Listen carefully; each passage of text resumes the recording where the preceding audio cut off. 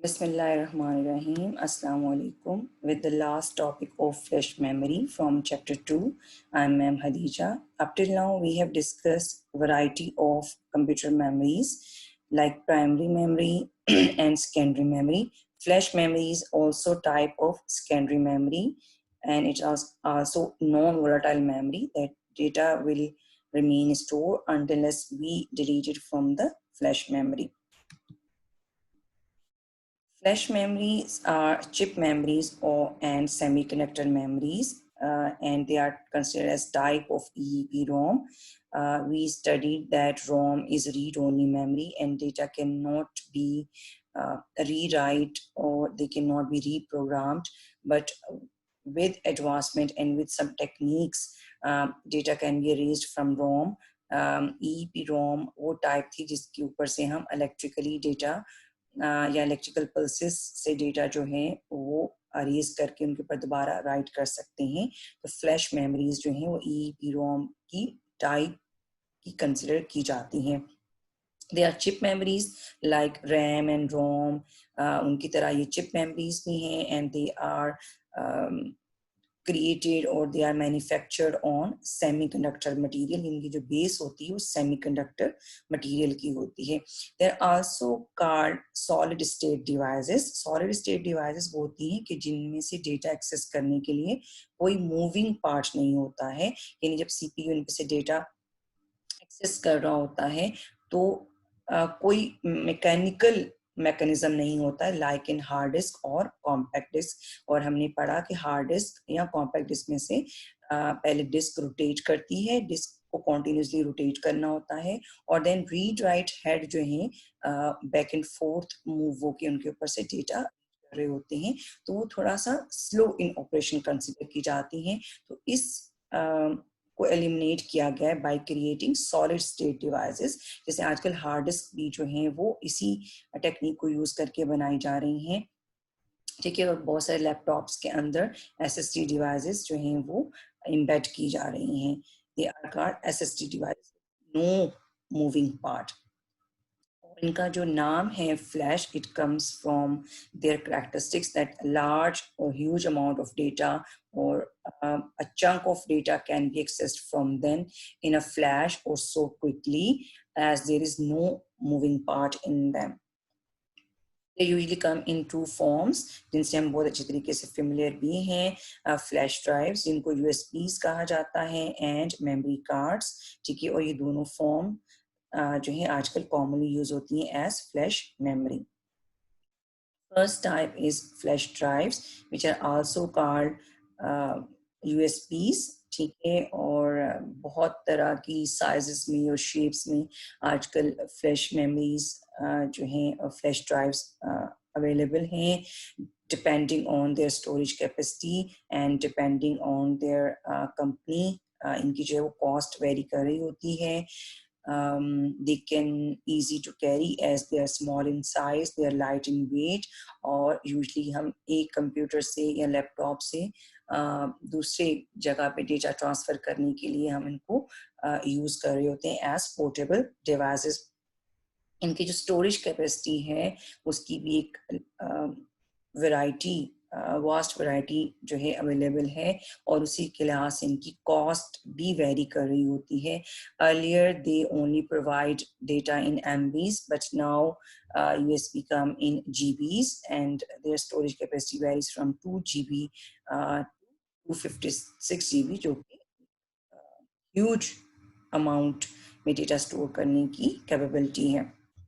एक ड्रॉबैक जो है USBs का जो सामने आता है कि they are more vulnerable to transfer virus as compared to जो CDs और DVDs हैं उनसे वायरस इतना इजीली ट्रांसफर नहीं होता है जितना USBs के थ्रू वायरस ट्रेवल होने के चांसेस होते हैं। इस लिहाज से जहाँ पे आपका डेटा इम्पोर्टेंट है या सिक्योरिटी का कंसर्न आता है, they are not recommended to use, ठीक है। और हमें पता है we attach them to the system through USB ports. हर कंप्यूटर के अंदर और लैपटॉप के अंदर USB ports होती हैं, हम इसके थ्रू इनको अटैच कर सकते हैं। इसके अलावा आजकल जो है वो स्मॉल जो है पॉइंट्स के साथ भी हमें इस तरह के USB रीडर्स मिल जाते हैं कि हम इनको अपने मोबाइल के साथ भी अटैच कर सकते हैं, या हम डेटा केबल ऐसी डेटा केबल के थ्रू भी इनको अटैच कर सकते हैं कि जिसका एक एंड जो है आपके मोबाइल के साथ इजीली अटैच हो सके। Second type of flash memories are memory cards, और हम नॉर्मली इनको अपने मोबाइल फोन्स में यूज कर रहे होते हैं, पर जो फर्स्ट कॉन्सेप्ट इनका आया था it was with the concept of digital cameras. जैसे जो पहले कैमरास थे उनके अंदर हमें एक रोल या फिल्म डालनी पड़ती थी और पिक्चर्स खींचने के बाद हम उस रोल को डेवलप किया करते थे, और हम स्क्रीन के ऊपर उन अपनी पिक्चर्स को नहीं देख सकते थे। पर डिजिटल कैमरा के कॉन्सेप्ट के साथ ही मेमोरी कार्ड्स का कॉन्सेप्ट भी आया, और इन कैमरास के अंदर ये मेमोरी कार्ड लगाए जाते थे टू स्टोर पिक्चर्स, और देन इनको लैपटॉप में ट्रांसफर किया जाता था और वहां से एडिट करके इनको जो है प्रिंट आउट लिया जाता था। ठीक है, पहले ये काफी बड़े साइज के आते थे, अलग से मेमोरी कार्ड आया करते थे, या लैपटॉप के साथ मेमोरी कार्ड होना जरूरी था ताकि इन मेमोरी कार्ड के ऊपर से डेटा जो है वो रीड किया जा सके।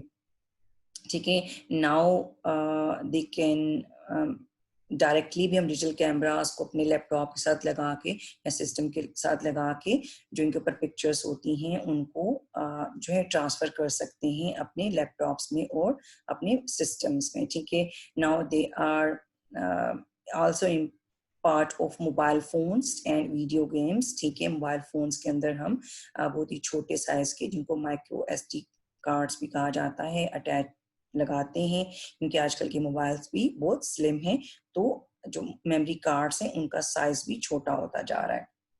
SD कार्ड का जो वर्ड है it comes from secure digital and it is industry standard through which memory card और SD cards are developed on the basis of their storage capacities and their size. They comes in different forms like SD जो एक standard size पहले आता था, then mini SDs आना शुरू हुए, and now micro SDs are more common in mobile phones specially. ठीक है, हम अभी भी डिजिटल कैमरास के साथ जो स्टैंडर्ड SD कार्ड्स जो हैं वो यूज कर रहे होते हैं, they are also memory cards, they are used to store data, और बहुत सारी कंपनीज जो हैं SD कार्ड्स या मेमोरी कार्ड्स डेवलप कर रही हैं, like Sony, Panasonic, SanDisk, Toshiba and Kodak.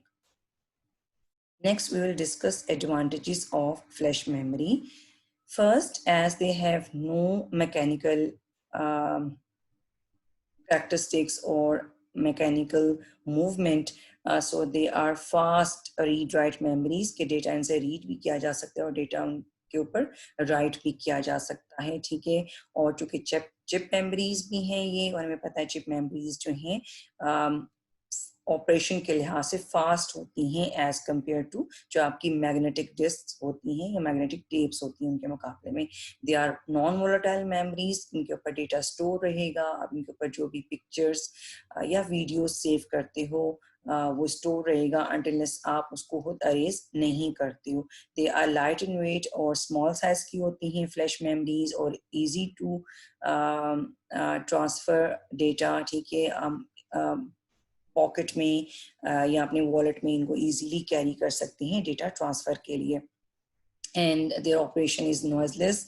ठीक है, हमें पता है कि जब हम इनको किसी डिवाइस के थ्रू डायरेक्टली चाहे हम लैपटॉप में लगाएं डेटा ट्रांसफर करने के लिए, या हम USB की फॉर्म में लगाएं, there is no noise produce from them, जबकि CD में जब डेटा रीड हो रहा होता है तो there is a minor noise that is produced by the read write head, और या जो उसका रोटेटिंग मैकेनिज्म है उसकी वजह से वो भी आजकल ऑलमोस्ट नॉइजलेस ही हैं, but as compare to the solid state flash memories उनमें थोड़ी सी नॉइज इंटरनली सिस्टम के अंदर प्रोड्यूस होती है। Next, we are going to discuss exercise. Here I will list down all the short questions जिनको हम one by one discuss करेंगे. First is the difference between primary and secondary memory. First difference can be made on the basis of either they are temporary or permanent memories. Primary memories को भी हम volatile और non volatile में categorise कर सकते हैं. Volatile memory की example RAM है और नॉन वॉलेटाइल मेमोरी की एग्जांपल रोम है. But on the other hand, secondary memories, all the secondary memories are called non-volatile and they are used for permanent or as backing storage. ठीक है. Secondly हम इनके function के लिहाज से इनको डिफरेंशिएट कर सकते हैं. हमें पता है कि primary memories are used to store data which are currently being used. ठीक है. या बूटअप के वक्त जो हमें इंस्ट्रक्शंस चाहिए होती हैं उनको स्टोर करने के लिए प्राइमरी मेमोरीज जो है सिस्टम के अंदर लगाई जाती हैं. ऑन द अदर हैंड जो सेकेंडरी मेमोरीज हैं वो डेटा का बैकअप लेने के लिए, उसको परमानेंटली स्टोर करने के लिए लगाई जाती हैं सिस्टम के साथ, ताकि डेटा अगर हमारा लॉस्ट भी हो जाए सिस्टम से तो हम सीडी या डीवीडी से या यूएसबी से या हार्ड डिस्क के किसी पार्ट से उसको रिकवर कर लें. ठीक है. और जो प्राइमरी मेमोरीज हैं they comes in semiconductor chip memories form, जबकि जो सेकेंडरी मेमोरीज हैं वो चिप मेमोरीज के अलावा मैग्नेटिक टेप्स और हार्ड डिस्क की फॉर्म में भी अवेलेबल होती हैं. ठीक है. दे primary memories has faster access time as they are built near to CPU, while mostly secondary memories जो हैं वो are not part of motherboard and they are separate from motherboard, so their access time is less than primary memories. Then जो storage capacity होती है वो primary memories की कम होती है क्योंकि इनका पर्पस बैकअप नहीं होता है.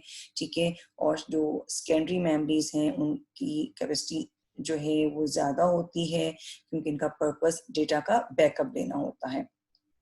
Second question is we have to differentiate between sequential access and direct access memories. Sequential access memories का हमने क्या पढ़ा था? ऐसी मेमोरीज जिनके ऊपर से रिकॉर्ड सीरियली या वन आफ्टर अदर रिकॉर्ड जो है फेच किया जाता है. On the other hand direct access memories ऐसी मेमोरीज होती हैं कि जिनमें सीपीयू डायरेक्टली किसी लोकेशन के ऊपर जाके डेटा को एक्सेस कर सकता है without going to in any sequence. That's why they are also called random access memories. ठीक है.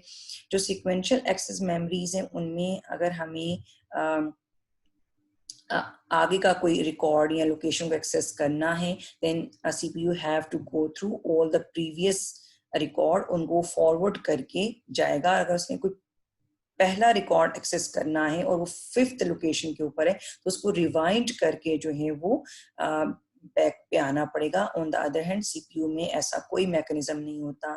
ठीक है. Even we have to access 1000 memory location, CPU directly उस मेमोरी लोकेशन के ऊपर जाके वहां से डेटा एक्सेस कर सकता है विदाउट गोइंग एनी सीक्वेंस.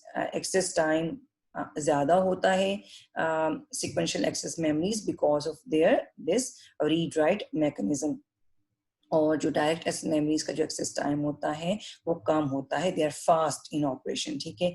अगर हम एग्जांपल्स की बात करें जो मैग्नेटिक टेप्स और ऑडियो वीडियो कैसेट्स हैं, they are examples of sequential access memories, while magnetic disk, optical disk और flash memories are examples of direct access memories. आप ये वाली डायग्राम भी ड्रॉ कर सकते हो for the difference between direct access and sequential access. ठीक है. इसमें बताया गया है कि सिक्वेंशियल एक्सेस में हमें सीरियल में आना पड़ेगा, ऑल द प्रीवियस लोकेशंस को बाईपास कर से गो थ्रू के आना पड़ेगा. ठीक है. हम फॉरवर्ड करेंगे, जबकि डायरेक्ट एक्सेस में सीपीयू डायरेक्टली फोर्थ लोकेशन पे जाके डेटा को एक्सेस कर सकता है. ठीक है.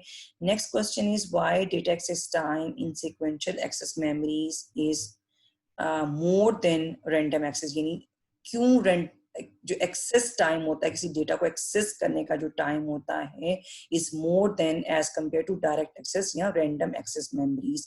और ये हम अभी पिछले टॉपिक में पढ़ चुके हैं. पिछले क्वेश्चन में इसका आंसर ऑलमोस्ट हम देख चुके हैं क्योंकि हम इसमें डेटा सीरियली या वन आफ्टर द अदर हमें ये रिकॉर्ड को फेच करना होता है या किसी खास मेमोरी लोकेशन को एक सीरियल में जाके फेच करना होता है. फॉर एग्जांपल अगर हमें फोर्थ लोकेशन एक्सेस करनी है then we have to go through first 3 memory locations. That's why it produce more access time as compared to random access memories या direct access memories, जिसमें directly जो है हम उस fourth location पे जाके जो है या CPU fourth location पे जाके directly जो है वो data को access कर लेगा. So sequential access memory produce more access time as compared to random access memories.